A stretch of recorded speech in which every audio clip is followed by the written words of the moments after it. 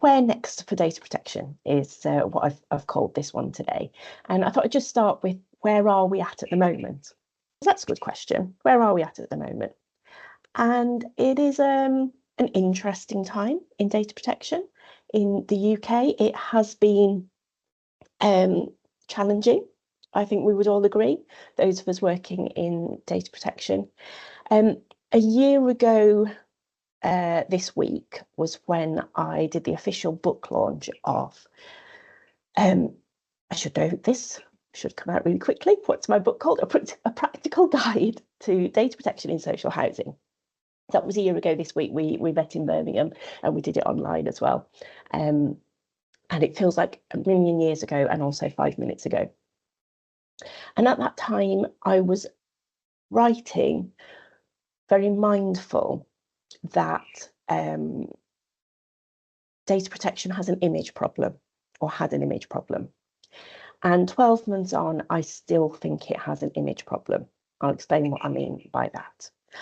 I think it is misunderstood, and it is seen as either just nonsensical red tape, and it gets in the way of us doing business, even or especially even in social housing, because we get kind of tarred as being the office of no sometimes if we are the data protection people, when people are saying, can I use contact details to do this with? And we say no, and we can come across as the office of no. So I think it's seen as kind of the bad guy. And I'd be really interested in your experiences of this, like at the moment. But when I was writing the book about, like over a year and a half ago now, I was very mindful of that. But the other side of it is that people who wouldn't see it as the bad guy if they understood it just don't understand it. So even people who are data protection adjacent and kind of are keen on data security and that kind of thing will very often see it only as being about data security. Again, really keen to hear what people's experiences are of that at the moment. And as most of us here know, that it is so much more about, it is about so much more than just security. Security is absolutely crucial, and I'll touch on that as well, and sort of where I feel that is in housing and in data protection in general. But it is so much more. It's not just about can we keep the data secure, but it's should we be collecting it and generating it in the first place before we put it in this bucket that we're trying to keep secure. So I still feel that that's very misunderstood. Also, a year ago, we were talking about the new regs, the DPD bill, as it was, that almost came into being in the last Parliament, and now it died a death. It didn't get looked at in the wash-up when we had the new government come in, so that died a death. That went away. So I have to say I felt a little bit pleased that I hadn't spent too much time on doing a deep dive into it.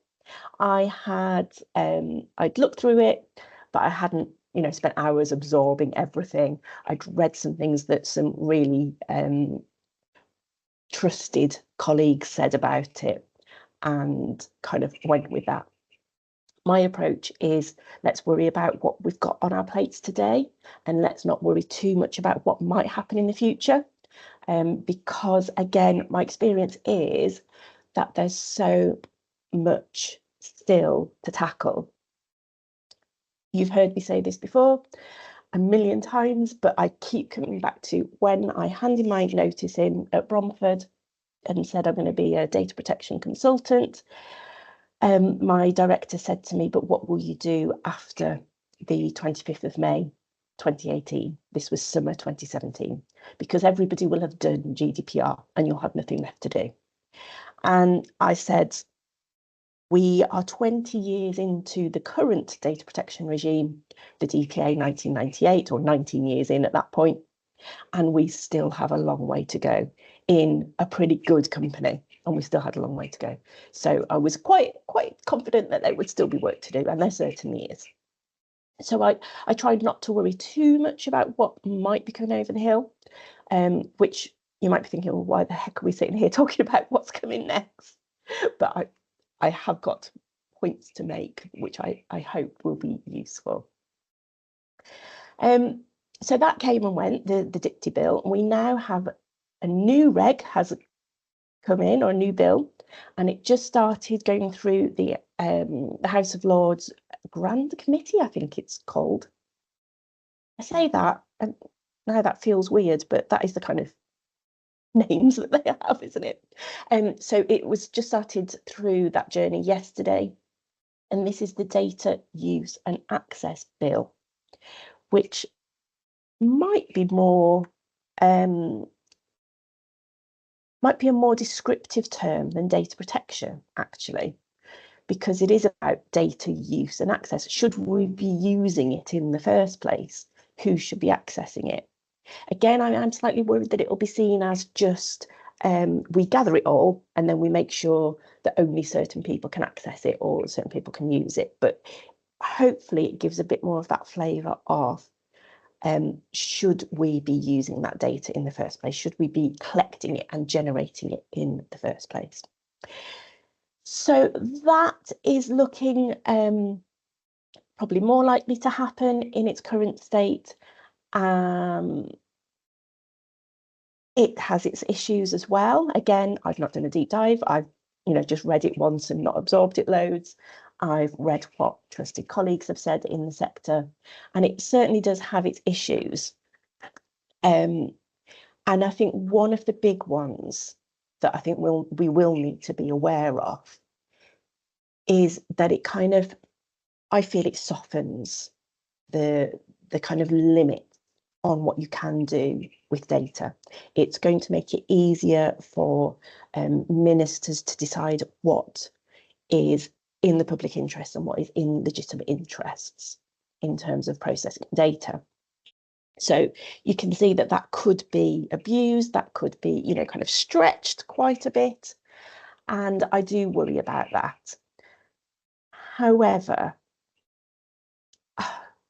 I don't worry, it's not going to give me sleepless nights.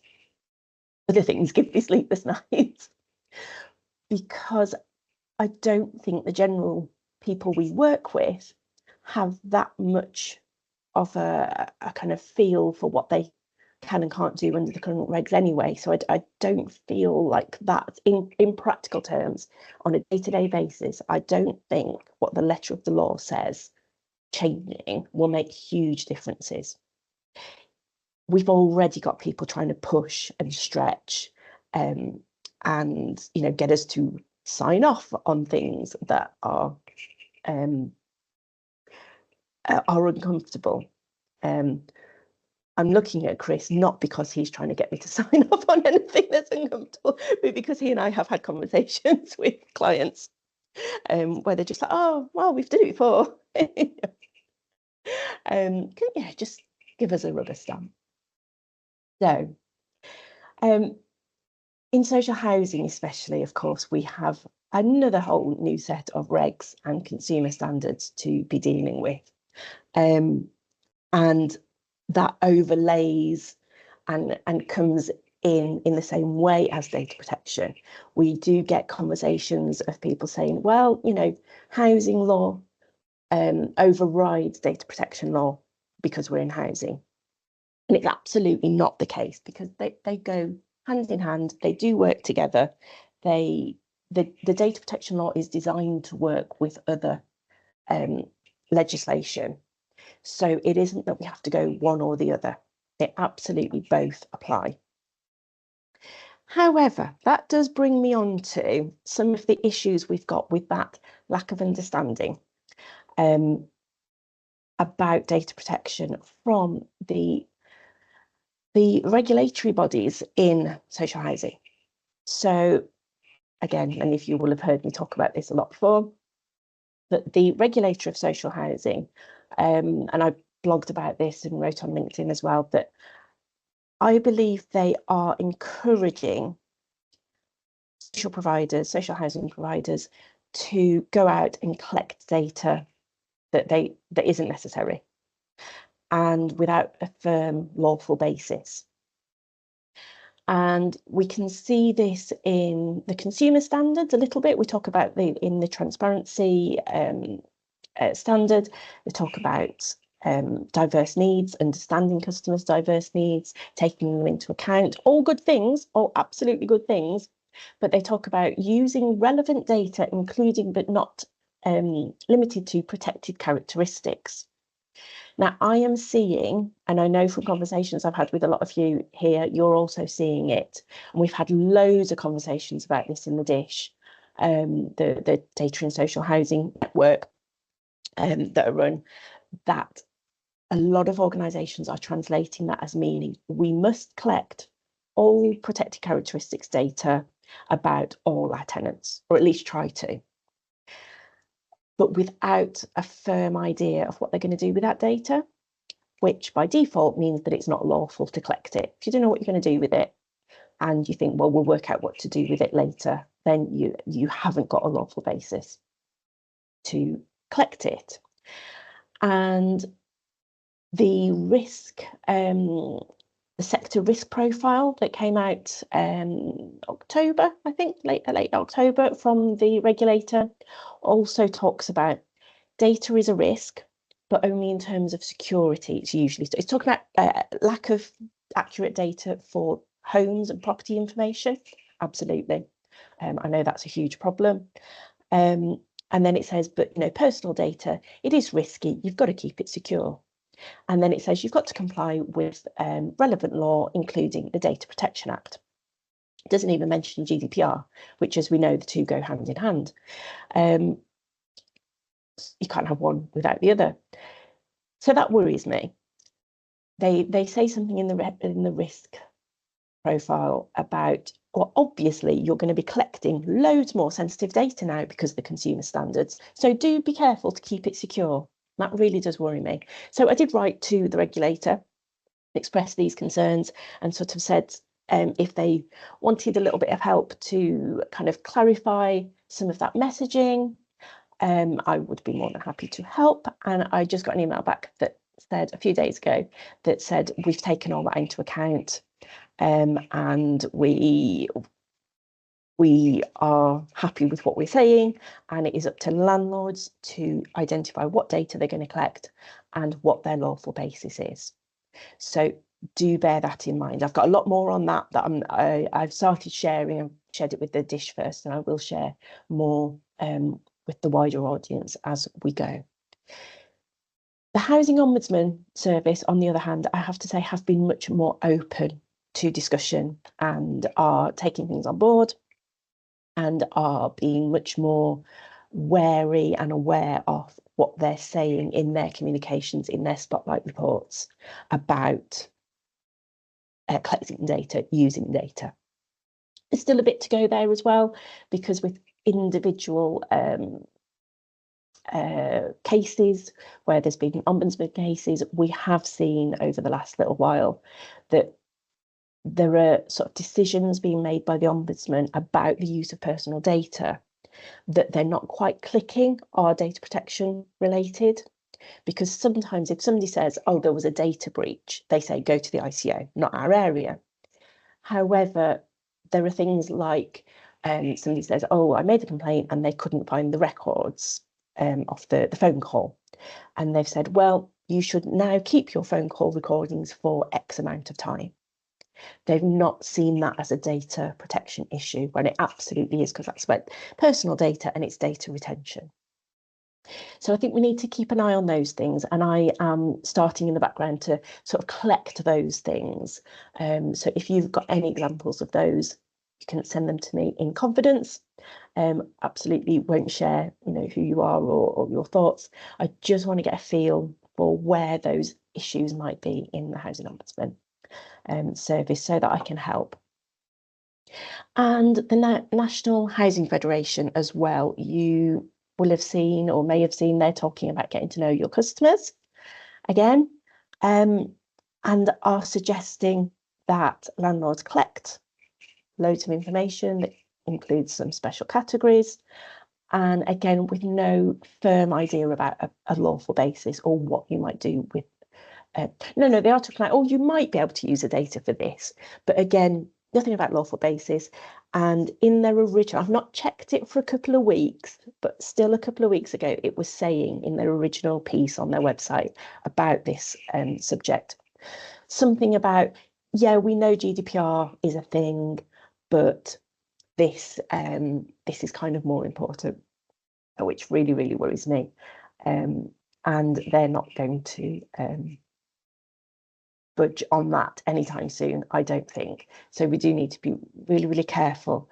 I would say in your organisations, you need to be keeping your ear to the ground, I would say, to be really aware of what are your colleagues thinking of doing. I think we still have an issue, and this is where where I think we are and where I think we need to be going. We have an issue that data protection is still kind of, oh, it's over there, it's that person. We've got that person with that hat on, so we're fine. And we only go and speak to them in very limited circumstances, usually too late or very late in the process. And actually, we need to be getting involved much, much earlier. Not easy, definitely, but that's something that has to be a focus. Oh, we've got a comment. Oh, brilliant. So from the Fuller report from NatFed, Knowing Your Homes, they say on page 14, landlords could choose to collect some or all of this information from residents if they have a plan for how they will use the data. Yeah, I would have thought that should have come first. They do need to have that plan, and then the plan needs to link to a lawful purpose. Your main concern here is how we evidence a lawful purpose should we process personal data, including protected characteristics, on other household members with whom we don't have a tenancy agreement. They're not our customer and have not consented to data processing. Absolutely, they're protected by DPA 18 and UK GDPR and retain their rights. That is a really, really good question, and it comes down to that lawful basis. And it's part of the reason why I don't think consent is appropriate. We need to be finding another reason, because you're not going to get consent from other members of the household. And it's another reason why, contract won't always work as well, will it? So again, it comes back to what are we doing with this data? Are we collecting it because NatFed said it's a good idea? Or are we collecting it because we're actually going to do something with it? Something I do recommend, not just my book, I'm not just picking my book up, I'm picking up, obviously, quick plug, recommend my book, but also, I don't know if you can see that, the Housing Diversity Network have a booklet on EDI data, or a handbook they call it. And that has been beefed up in this current year by a certain Claire Patterson, who has added a bit more about legal basis and what kind of things they could be doing with their data, but also, it's not likely to be consent. What might it be? Obviously, I can't tell people what it will be because it's all very dependent on what you're going to do with it. So it was mostly written by HDN, who are keen on collecting EDI data, but they were amazing in letting me come in, even paying me to come in and add a lot of stuff on that lawful basis and GDPR and bust a few myths as well. So I do recommend that if you are, I guess you need to be a member of the HDN to get that. I'm not quite sure, to be honest, but do look for that. And it's not going to go away. I don't think this issue is going to go away. It's something that where next is, I think we just keep talking about it and we keep our ears to the ground and we try and get in there earlier, I think. So EDI is a big one that's coming up, especially in housing, because we've got this whole knowing your customer thing going on at the moment. And is that, I'd love to hear from other people. I have just been chatting for almost half an hour. Is this a feeling in your organisations as well, that people are kind of going off on tangents, due to consumer standards, getting to know your customer, NatFed says this, so we must do it? Or am I just really, really cynical? Anyone willing to, are you seeing it? Are you not? Be in the chat, come on, chat, whatever you feel comfortable with.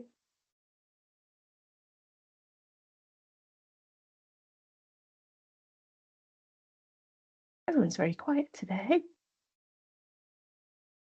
Is it because I've depressed you all? Am I really depressed?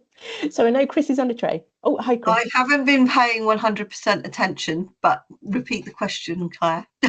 Oh, well, actually, I know your answer, actually, because we've been talking about it, Christine. But yeah, are you feeling that people are going off on a tangent and kind of bypassing data protection a little bit and going, oh, NatFed says, or the regulator says, so we'll go and do this and we'll do that? I've been quite fortunate because I've been included, although I did find out that there was a revamp of something, and I then said I'd like to be involved sooner rather than later. So I did get involved, and I think we have come round a bit of a full circle now, and it's about customer needs, and rather than just that blanket EDI data, but there is still a push from our R&I team that they seem to want it. They want to know whether or not certain number of diverse groups may not be putting in complaints or may not be raising complaints, and so it's that statistical. They don't want it because then they want to be able to address it. So they need to know which pockets of which areas are, have we got minority groups that aren't bothering to get in touch with us with complaints and stuff like that. So that's why they're saying they want to gather the data, and that's the rationale for it. And they are now, they are now getting better at asking customers about their needs, and they're not going to just, but they have got their heads around it, not just saying it's mental health, but actually what's the action that we need to take in order to facilitate it. So I think we're starting to get to be in a good place now. Yeah, I know you've come on leaps and bounds with the way that you very positively get involved with things. And I know that you have got a good relationship with the business, so I think that's brilliant. And I do understand that feeling of, well, we want to be able to see if we are discriminating against people, maybe unconsciously, we're not even realizing, or there's something that's some sort of barrier to people, like you say, complaining or making a request for something. But my challenge remains, do we have the resources to do anything about it? If we look at the downgradings that are coming out at the moment, they are all about the data around health and safety issues, as they should be. Absolutely, that's crucial. It's about lack of data about the homes, about the state of the homes, about having fire alarms and gas checks and all those good things that should be done, and they're either not being done or they can't demonstrate that they're being done. I just feel the resources could be going there instead. I'm not saying just for your organisation. No, I think they've got a multi-pronged approach. I think that they are looking at different pockets of data as well, and looking at data quality and information. And there's a big project, I think, looking at data quality and what we've got and whether or not what we need to review.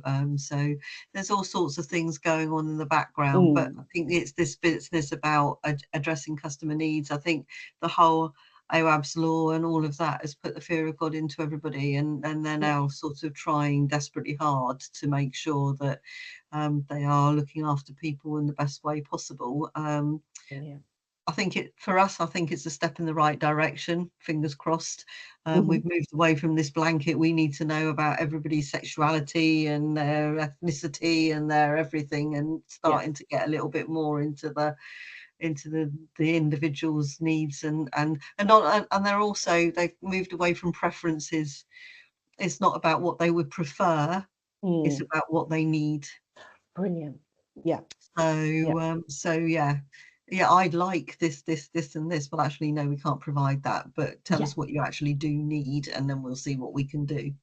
Because if we just open that up and say, well, what would you prefer, and then we don't provide it because we can't, it's worse, isn't it? Well, we know that you like that, but we're not going to bother. We can't like something like that, wouldn't we? I want to make sure that I'm always the first to get my repair done. Exactly. I'd prefer to have the gold standard, please. So that's where we're at. That's fantastic. Thank you for sharing that, because that's all right, no problem. It really is great the way that you're getting things done in your place. I love to see it. I love to hear the positive changes from what have been challenging conversations to start with. Yeah, it's definitely shooting the messenger. I said, look, I'm not making it up. I really don't make it up. It's not you. Quite tough, actually. You do feel quite lonely, and you are it can get a little bit overwhelming at times, because the pushback gets quite, and you can start to take it personally if you're not careful. Definitely, there is a lot of, as you say, shooting the messenger, which, a beautiful plug there for the Data in Social Housing Network. Thank you very much, because it is lonely, so we like to come together and support each other. And actually, that brings me on beautifully to the point of what does impact people and influence people when you are trying to get that message across, because I think we all know that fines is not really the stick that it once was. And several years ago now, GDPR, it's going to be millions and millions of pounds of fines, so you must do what we say. Personally, and again, I'd love to hear from you as well. Personally, I find that, especially in social housing, because we do care about the people that we're housing, that's why we're all here in the first place, is to explain the potential impact and negative impact potentially on the people, on the tenants, on the customers, on colleagues as well. We all want to be a great place to work and have great colleague engagement. Well, if you're asking your colleagues lots of sensitive questions and you've not really explained why, or you're not doing anything with that data, or that data might get breached, might get hacked, then you're not going to have great colleague engagement. So I personally do find that those messages land better. They're harder to get across. It would be easier, to be honest, in our job, to be able to just go, oh, well, don't bother doing it and you'll just get fined. That would be much easier. But we know, if we're being honest, that at the moment there aren't huge fines coming for housing associations and adjacent organisations. John Edwards, our current Information Commissioner, is just being sarcastic on LinkedIn to John Baines. And John Baines is kind of probably the best at his topic. And John Edwards was being sarcastic to him this week. And it's just, we can't hold John Edwards up and go, look, this man's going to come after you, because he's not. So I personally find that the messages are getting people to understand how this is going to affect people. And that works with the EDI type thing. And I get people to work through, well, what are you going to do with this data? Like you've pointed out there in the comments of, like, let's look at what are we going to do with it, but also let's look at what could go wrong. how might people feel when you ask them the question, let alone how might they feel if their data gets hacked. And it applies in the AI and all that kind of technology, housing technology. It can do great things. But again, let's look at what can this technology do and work that through, and what can we actually do with it? What have we got the resources, the time and the knowledge to do with it? But also go the other way, and what could go wrong? And then it's about balancing them out. And I mean, what could go wrong in terms of impact on people? Because, you know, not fines at the moment. I think there's a lot of people trying to do brilliant things in housing. There always is, and hopefully always will be. It's just that we all do. We get distracted by shiny things, or kind of blinkered by this is our solution. And we've got to think more about what the problem is that we're trying to solve and where it could go wrong. And would that be worse than the problem that we're trying to solve? Again, all about balancing. So that bit about risks and security, I said I'd touch on that as well. I'd worry that despite the number of, do you notice how many of my sentences start, I worry that? That's not good, is it? But there have been a lot of cyber attacks, hacking, phishing attacks, all sorts of things in housing. But we've still got the regulator saying, by the way, just make sure your security is good on your data. I don't think on the ground it's that blasé, but there are pockets definitely in all organisations where there are definitely going to be risks, where people are more likely to click on a link that they shouldn't, or are more likely to share something that they shouldn't. So we need to, again, our ear to the ground and be thinking about where those areas are and focusing our resources on them. Again, you know, you've heard me talk about, I'm sure before, the Pareto principle, the 80-20 rule. I'm a big fan of finding, sometimes you can even do it by gut is better than nothing at all, by gut feel, but especially by measuring, you can find where the smallest bit of input will have the biggest bit of positive output, and make sure that you're focusing on those inputs. Something I don't think we probably talk about enough, and I'm trying to do more, is talking about the positives of good data management, and aligning that with the Housing Ombudsman talking about KIM, knowledge and information management, and, you know, being able to do a better job for our tenants and our residents and our colleagues by good data management.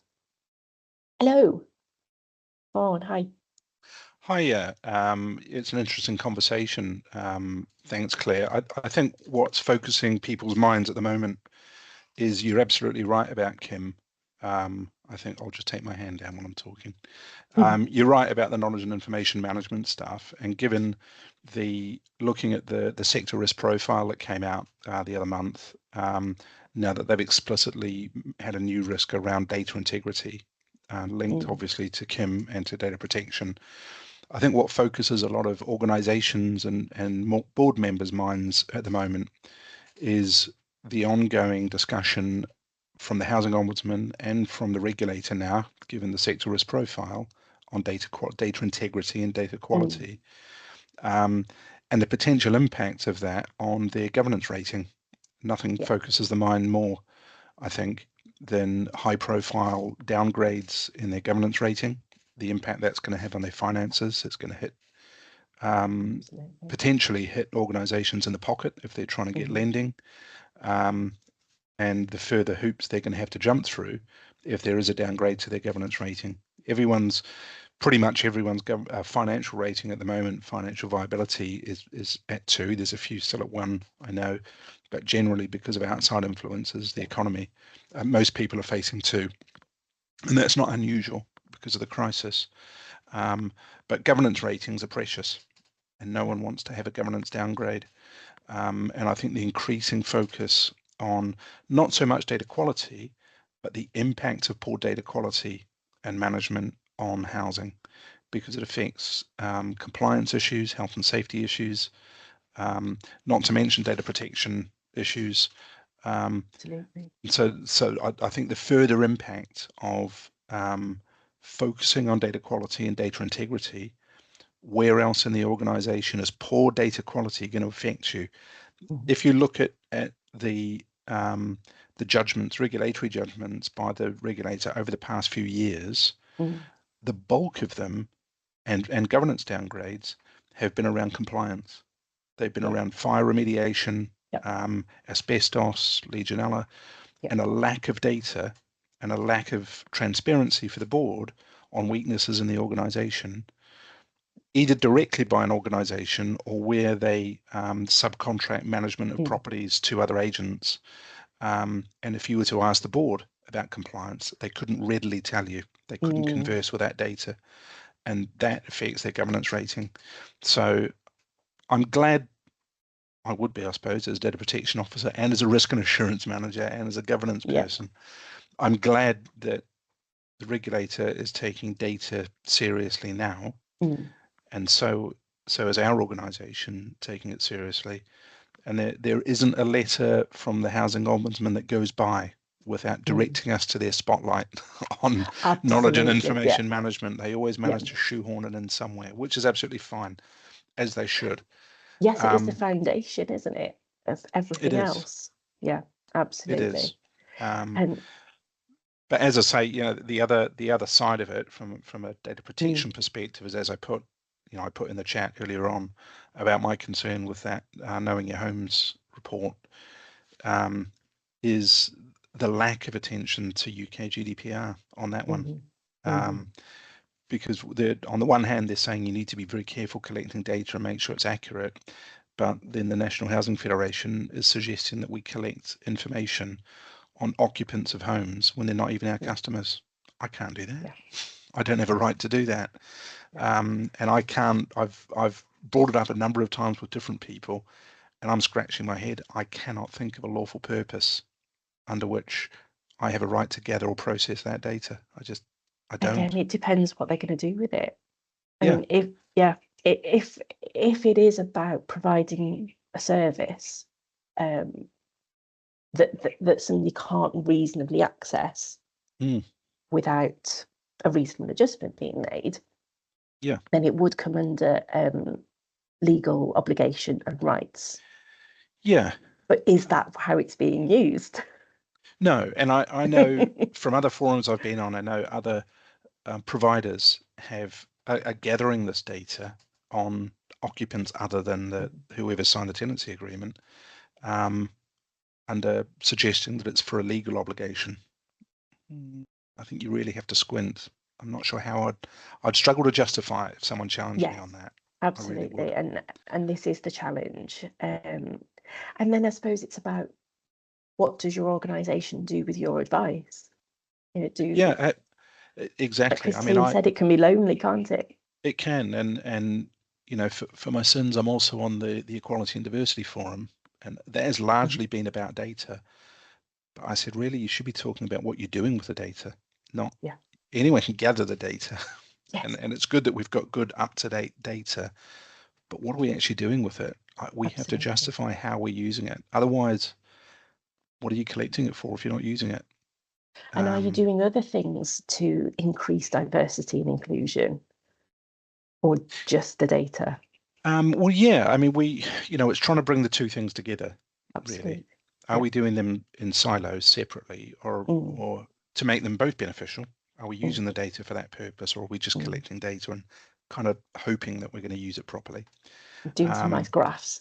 Some nice graphs would be good, yeah. But I think, in terms of equality and diversity, we just need to be seen to be using the data for something. Otherwise, we're collecting it for no apparent reason.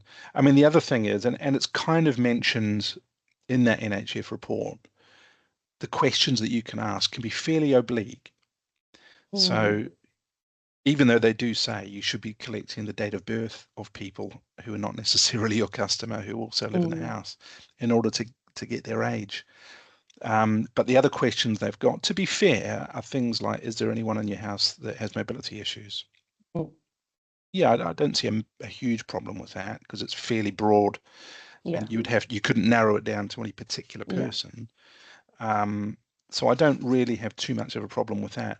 But would we, if it was something like damp and mold, where they've said we should be gathering effectively health information on people in the house, or actually should we just be tackling damp and mold?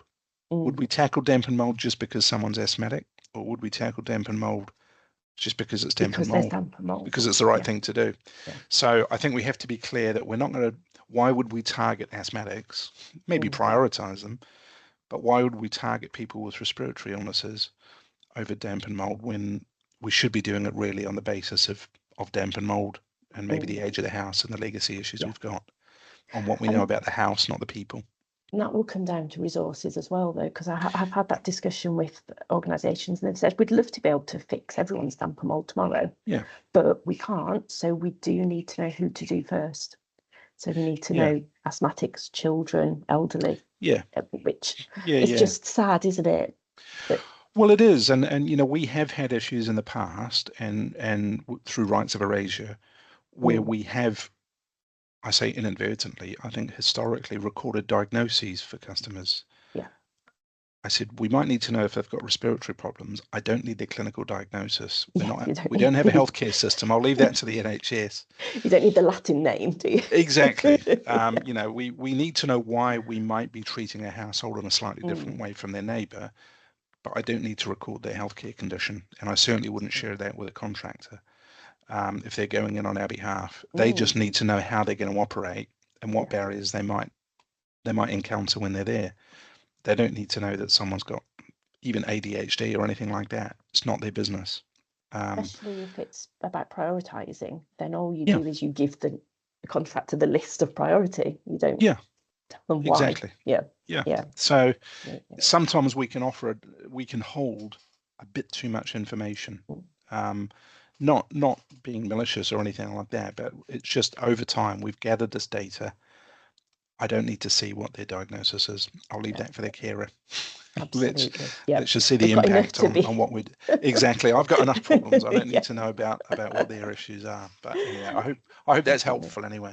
It is. Thank you so much for sharing that, Bon. That is really useful. And I know you wear those hats, those different hats. So I think of you often actually when I see things about data protection and risk and governance. I think I'm glad someone's thinking of me. I'm glad someone's thinking of me. Yeah. I just say, well, should we call on the data protection officer, and I'll walk out and come back in. Come back. Exactly. See what he says, if it's any different. I do. I often say if you and I know it's unusual. I've got so many hats, but I often say I'm like that Tommy Cooper thing. Where he's got a big box full of hats and he has to keep putting them on. That's me. Which hat have I got on today? Absolutely. But I think that is useful as well as thinking about the positive ways that we can sort of spread the word of good data management. Because I found that if you talk about data or knowledge and information, people are much more inclined to listen than if you talk about data protection. Because, as I said at the beginning, it's got that misunderstanding that people go, it's either just security or red tape trying to stop us doing our job. And when we talk about just data and the positives of good data management, you start talking about accuracy, accurate data, good quality data, safe data, up-to-date data. You know where it is and you can find it. You only keep it as long as you need it. People go, yeah, that sounds really, really good. Yeah, we'll want to apply that. Have you got a framework that fits in? Actually, we've got GDPR. You don't have to call it GDPR, but the framework, the principles are absolutely what we want to achieve with customer data, colleague data, and property data. all that compliance stuff that is what people are getting, or organisations, sorry, are getting downgraded for at the moment. So I think we need to try and make sure there's less of a conflict, that we're not looking at customer data or people data here and property data over here, and how are we going to handle them, because we can apply the same framework to everything, every sort of data. And because it's not about fines now, the kind of the downside isn't about fines, it's about just not having the good opportunities and not being able to treat people well or provide services in the way that we should if we fail at data protection. That's exactly the same risks as if we fail at data management for property data and compliance data. So I'll just conclude with sort of my thoughts, and I'm thinking that it's about carrying on being pragmatic as we can, so we can become that go-to person that I know many of you have done really, really well. We had last month, Imran talking about fire safety boxes, and he said as the data protection officer, he made it his goal that within, I can't remember how long he said, but within X amount of time, that if he could go up to anybody in his organisation and say, hi, do you know who I am and what I do? They would be able to answer. That he would be known on a named basis and or a job title basis of what he was there for. And I know a lot of you are at that position as well. And those of you that aren't there yet, I think we need to keep going. We need to be pragmatic, and sadly, I think we need to be resilient as well. And I don't just mean that as data protection people. I think that the whole sector, we need to be absolutely resilient. I'm just going to pick up, there was a question in the chat from earlier. What does the ICO say about hardware security to prevent hacking and spurious access to data? The ICO doesn't really say much, Tony, to be honest. The line from the law is you have to have appropriate security, and that will depend on so many different factors. The ICO, if they have to do, if the ICO do undertake an investigation into a data breach, they will want to know what did you have in place, from hardware, software, firewalls, people being trained, access controls, password controls, everything. They will want to know what did you have in place. Increasingly though at the moment, because of the current commissioner that we've got, so many breaches that a little while ago would have had a fine attached to them. We're just getting the ICO ask all the same questions at the start. They want to know, what have you done? What have you done about it? How did you try and prevent it? How did you try and put it right again? And then they go, thanks for that, that's great, we're closing the case. They're not taking them through, which I don't think is a good enough reason to not have relevant security, appropriate security, of course. It is, like I've been saying all along, and will continue to say, it's about the people that we work with. So does anyone have any, we're down to 5 minutes left. I've chatted your ears off. Has anyone got any other questions, comments, anything you'd like to debate me on? Am I too negative? I do feel like I've said a few things today. I've kind of, oh, I worry about this, I worry about that. I'm not a negative person, but I am skeptical about a lot of things, and realistic, I think, unfortunately, which is why I think we need to be pragmatic and we need to be resilient. I am going to drop in the chat, and I'll share this with you all afterwards as well in the roundup with the video. Link to sign up to see. I did a video last week about data accuracy. I was asked to speak about data accuracy at an event, And as I do, I've obviously based it on my framework, which is the purpose roadmap that, again, you'll have heard me banging on about. And I've talked about the first two parts, the P and the U of purpose, as they apply to the concept of data accuracy. And you'll see in that how it works for personal data, but also for property and compliance data. So if you'd be interested in hearing a little bit more about that, do please pop on there, put your email in, and you can see the video without signing up to a mailing list. But if you want to get a link to rewatch it, just sign up to the mailing list. But you know, it's me, I'm not going to spam you. You can unsubscribe anytime. But this is about bringing all that data stuff together in the purpose roadmap. And we've been asked, is there any update on STAIRS or ATIS? So I haven't included this because it isn't really data protection, but you're right, I should be talking about it because it does come under data. And I don't think, actually, Manjeet, since the last time we talked about it, there has been anything new. We know it's going to be hard. We know it's going to be painful, I think. And that's not changed. Again, I know in this room, there's a real variety of people. Some, as data protection officers, have had nothing to do with it, and some have been handed it as their responsibility, which is a little bit unfair, to be honest. I think you should be involved, but not carrying the bag completely. Where DPOs do need to be involved is in being able to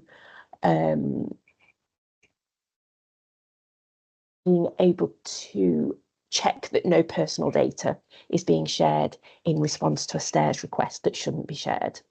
Oh, brilliant, this is useful. Thank you. ACS, Anthony Collins Solicitors, where I used to work, so I do miss some of the news now. In their legal compliance update, have mooted spring 2025, which I think is the last that we'd heard as well, is when they are thinking. So that is good to know, reassuring to know that ACS are saying the same thing. But it will be spring 2025 before we know it. I don't know where 2024 has gone. Absolutely flown by. So it will be spring 25 very, very soon. And I'd be interested in what other people are doing and finding with that at the moment. And we are coming up to the hour. We've got 1 minute to go. I can see somebody's typing, but I want to ask you what you would like me to talk about in 2025 or get other speakers in to talk about in 2025. So you don't need to answer right now, but that's your homework. Spring in England can range from March 25 through to 2026. Yeah, I think that's fair. That's fair. So sometime it should be coming in. We'll wait with bated breath.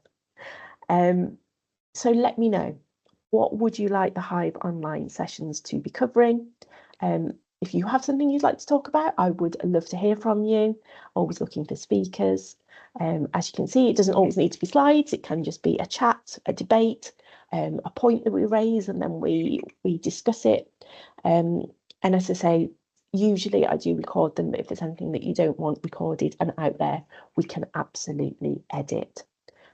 So I'm just going to say thank you so much for being here. I won't keep you any longer. We've just gone to 12 o'clock. As I say, drop me a message. Sign up to that email if you want to have a look at that video. It's 23 minutes long, but it's on YouTube, so you can put it on double speed if you like. Thank you so much for the kind words.